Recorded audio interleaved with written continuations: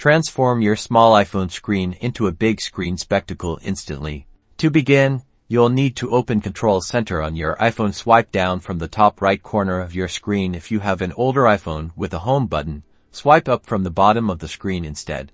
Look for the screen mirroring icon. It typically looks like two overlapping rectangles. Tap on it. Now, a list of available devices will appear. These are the compatible TVs, projectors, or other devices that can receive your iPhone's mirrored screen. Ensure your target device is powered on and on the same Wi-Fi network as your iPhone.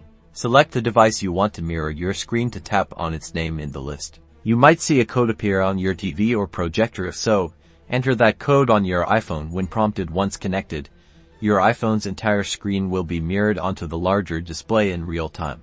To stop mirroring, simply repeat the process. Open Control Center, tap the screen mirroring icon, and then tap Stop Mirroring. This is perfect for sharing presentations, showing off photos to friends and family, or even playing games on a bigger screen. Enjoy your enhanced viewing experience and collaboration possibilities.